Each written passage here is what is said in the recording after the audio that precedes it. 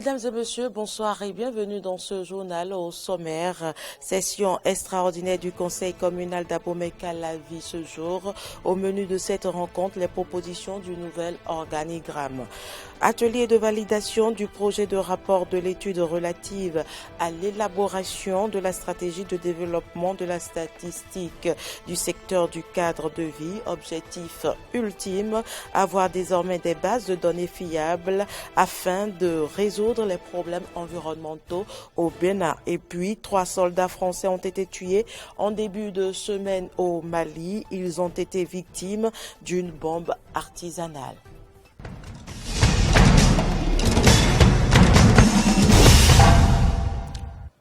Merci pour l'attention. Le Conseil communal d'Abomey-Calavi s'est penché sur les propositions du nouvel organigramme de la commune ce jour. C'était au cours d'une session extraordinaire qui fait suite à une lettre circulaire du ministre de tutelle, Laurent Toneikes Fiacre Voitan. Le Conseil communal d'Abomey-Calavi a tenu ce mercredi 30 décembre 2020 une session extraordinaire. L'organisation de cette session fait suite à la lettre circulaire numéro 858 MDGL-BAR, DC-BAR, SGM-BAR, DCT-BAR SA du 30 octobre 2020 du ministre de la décentralisation et de la gouvernance locale relative à l'élaboration des organigrammes et des manuels de procédure des mairies du Bénin. En effet, le coût des réformes administratives entreprises par le gouvernement et de son Excellence Patrice Guillaume Talon, président de la République, il a été observé nécessaire de revisiter le cadre structurel des mairies pour les rendre beaucoup plus performantes et plus librement administrées, conformément aux dispositions de la Constitution de notre pays en son article 151. Dans le souci de mieux encadrer les collectivités locales dans leur rôle de fourniture de services de base de qualité à la population, 3 types d'organigrammes ont été proposés aux communes, à savoir un organigramme pour les communes à statut particulier, un organigramme pour les grandes communes ordinaires de type 1 dont celle d'Abomey-Calavi, une 3e catégorie pour les petites communes ordinaires de type 2. Un comité ad hoc a été mis en place en vue de procéder à la relecture de l'organigramme actuel de notre mairie et de procéder à la réorganisation de l'administration communale au regard du nouveau schéma qui a été proposé. La présente session extraordinaire nous donne alors l'occasion d'analyser la pertinence des propositions faites pour désormais doter notre mairie d'un nouvel organigramme en vue de son meilleur fonctionnement. Au terme de la présentation des travaux du comité ad hoc, les conseillers communaux se prononceront avant la validation de l'organigramme qui sera désormais la structure de gestion de la municipalité. Depuis ce 29 décembre, dans un hôtel de la place, l'atelier de validation du projet de rapport de l'étude relative à l'élaboration de la stratégie de développement de la statistique du secteur du cadre de vie. Suivons ensemble les précisions. Le projet de renforcement des capacités nationales pour la gestion des conventions relatives à l'environnement en lien avec les objectifs de développement durable et la mise en place d'un système d'information statistique a été financé par le Fonds pour l'environnement mondial et mis en œuvre avec l'accompagnement technique du Programme des Nations Unies pour l'environnement.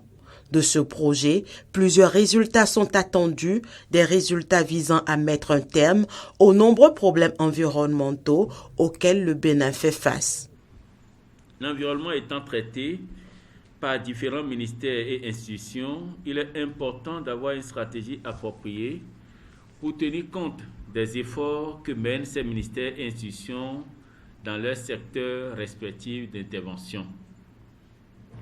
Mesdames et messieurs, chers participants, vous mesurez dès lors l'importance de la tenue de cet atelier de validation pour notre pays qui est parti à une vingtaine d'accords multilatéraux relatifs à l'environnement et dont la mise en œuvre concerne non seulement tous les ministères sectoriels, mais aussi les agences spécialisées du système des Nations Unies, accréditées au Bénin, les universités, les centres de recherche et les ONG.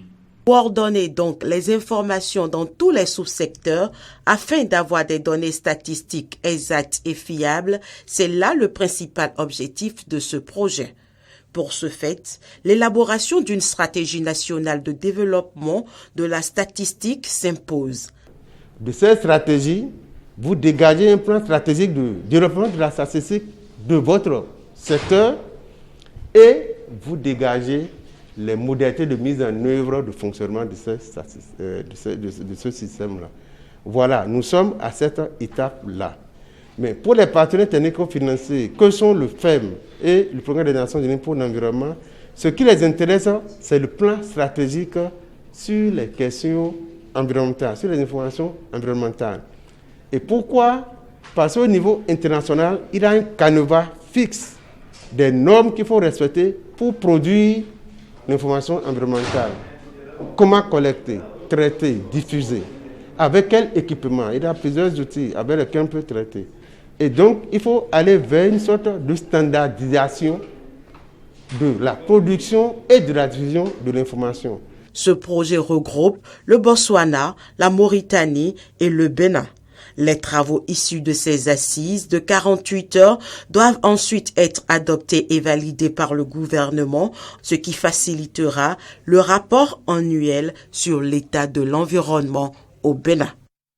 Le président de la République était hier face à la représentation nationale pour son discours sur l'état de la nation. Patrice Talon est allé à l'essentiel. Nous vous proposons de suivre son point dans le domaine éducatif. Dans le secteur éducatif,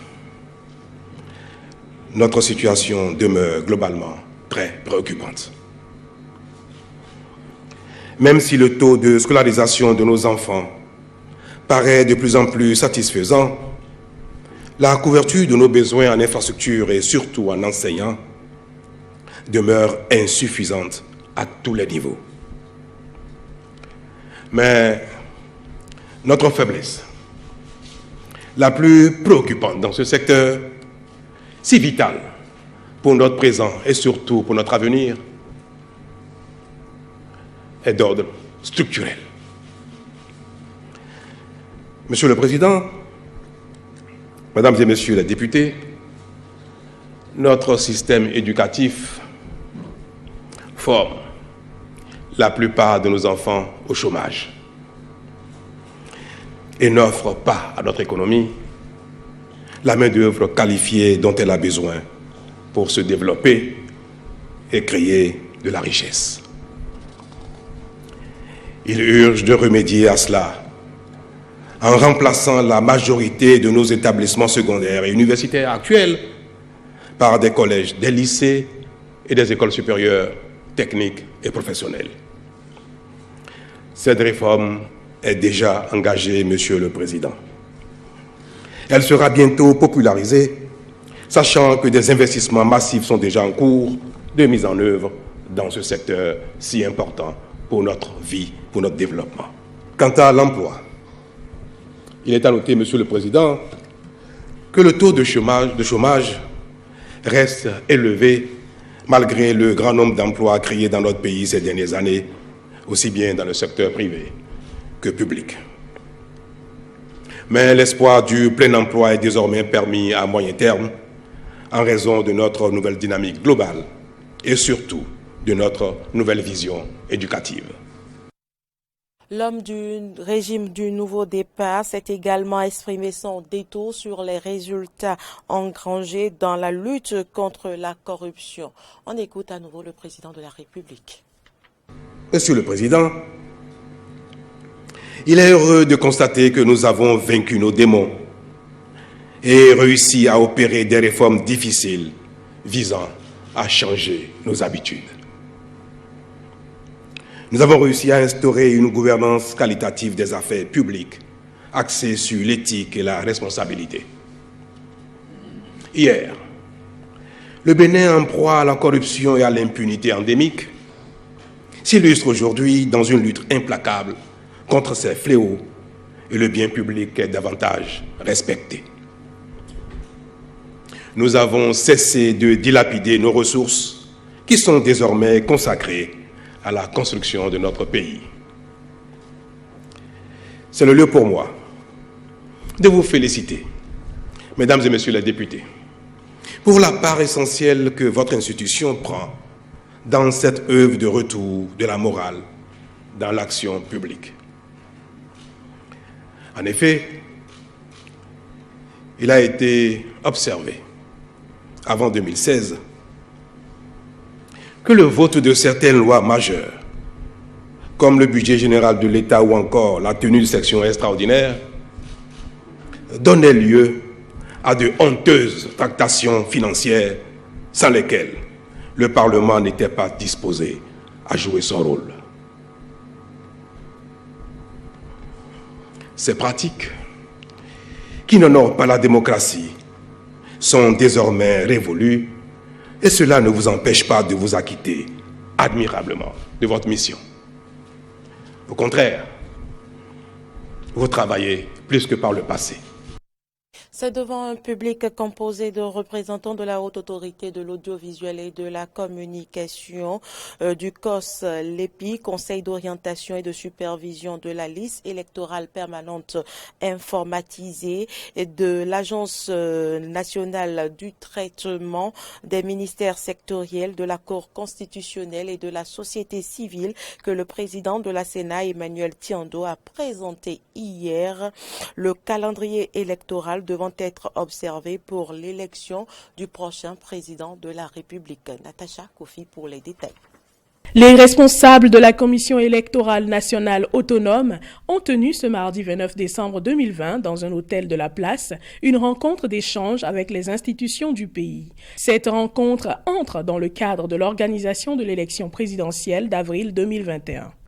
En effet, dans le cadre de l'organisation de ce scrutin, le Conseil des ministres a adopté le décret 2020-563 du 25 novembre 2020 portant modalité d'élaboration du calendrier électoral en République du Bénin. L'article 3 de ce décret stipule, je cite, « Le calendrier électoral est élaboré par la Sénat en concertation avec les autres institutions de la République impliquées dans l'organisation du scrutin.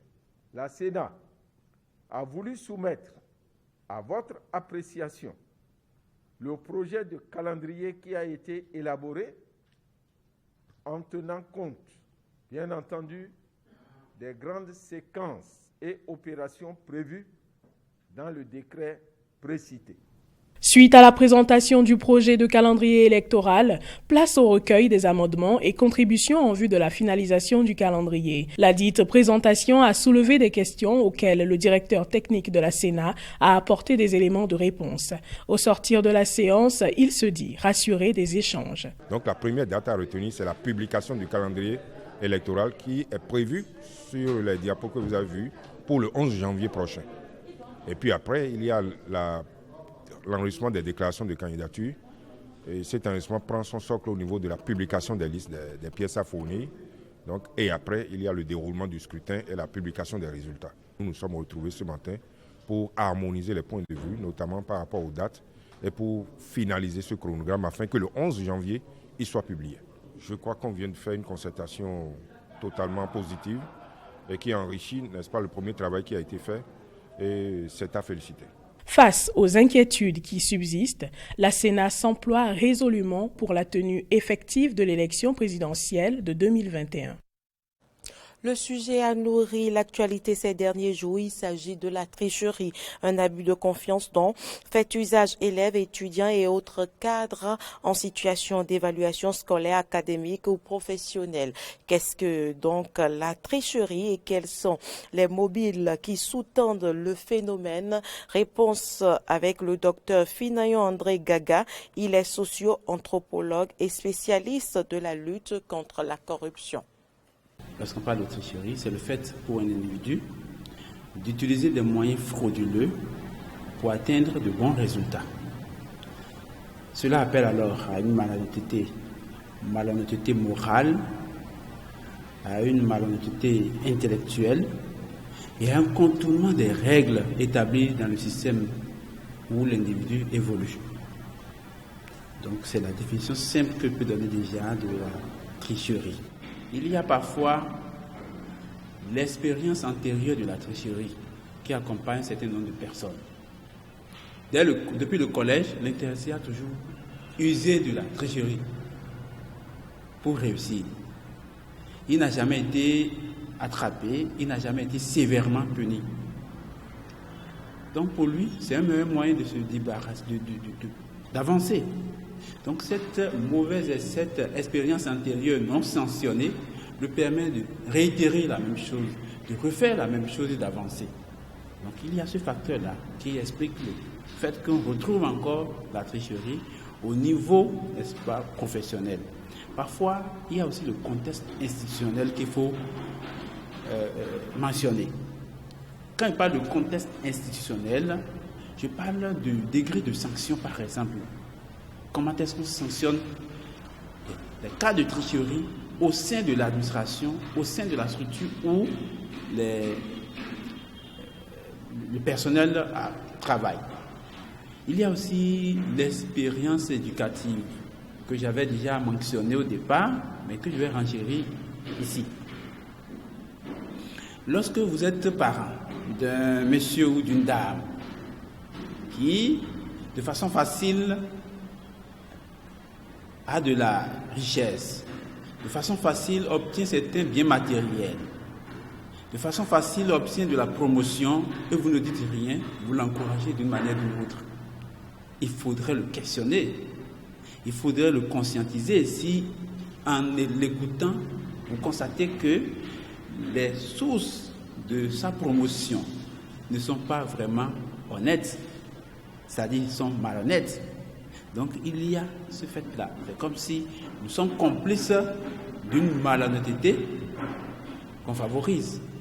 Vous comprenez? Donc il y a ce tas de choses. Il y a aussi l'influence des pairs. Nous ne cesserons jamais de le dire. L'influence des pairs est très très importante dans la tricherie. Tel monsieur vous encourage à aller vers la tricherie parce qu'il en a fait d'expérience et ça a marché pour lui. Il dit, mon frère, tu veux mourir pauvre? Et lorsque vos pères vous disent ces genres de choses, ils vous désarment moralement. Et ça peut vous conduire à aller vers la tricherie. Donc ce sont là quelques facteurs explicatifs de la tricherie en milieu professionnel. Parlant des conséquences, les conséquences sont énormes. Elles sont économiques, elles sont sociales, elles sont politiques, etc., etc. Actualité en dehors du Bénin, 3 soldats français ont été tués ce lundi au Mali. Ils ont été victimes d'une bombe artisanale. L'explosion a eu lieu entre les frontières du Mali, du Burkina Faso et du Niger. La force antiterrorisme française Barkhane y concentre ses efforts depuis le mois de janvier. Chasseurs de première classe Dorian et Sakagnan, le brigadier chef Taneri Mori et Quentin Pochet, chasseur de première classe lui aussi, étaient âgés de 23 ans, 28 et 21 ans. Ils étaient déployés dans le Sahel depuis le mois de novembre pour la première fois. Leur mission se déroulait dans la zone des 3 frontières où se rencontrent le Mali, le Burkina Faso et le Niger. Elle est considérée comme l'épicentre de la violence dans le Sahel. L'Élysée a donné des détails sur l'attaque qui a coûté la vie aux 3 hommes. Leur véhicule blindé a été atteint par un engin explosif improvisé alors qu'ils participaient à une opération dans la région de Hombori. Le président de la République salue avec le plus grand respect la mémoire de ces militaires, morts pour la France dans l'accomplissement de leur mission. Emmanuel Macron a rappelé la détermination de la France à poursuivre la lutte contre le terrorisme. De son côté, la ministre des Armées a elle aussi rendu hommage aux soldats. Florence Parly a notamment évoqué le but de leur mission dans le Sahel. La ministre des Armées s'incline devant la mémoire de ces 3 militaires morts pour la France. Ils étaient engagés dans une zone où des groupes terroristes attaquent les populations civiles et menacent la stabilité régionale, tout comme notre propre sécurité. Ils conduisaient une mission essentielle à la lutte contre le terrorisme au Sahel, une mission de fraternité d'armes dont les progrès mettent progressivement le Mali en situation d'assumer sa propre sécurité. Avec ces 3 décès, le bilan des soldats français tués au Sahel dans le cadre des opérations Serval puis Barkhane s'élève à 47 depuis 2013. Il s'alourdit à 48 en comptant la mort d'un soldat au Tchad dans le cadre de l'opération Épervier. Ce sera tout pour cette édition. Merci de l'avoir suivi. À demain.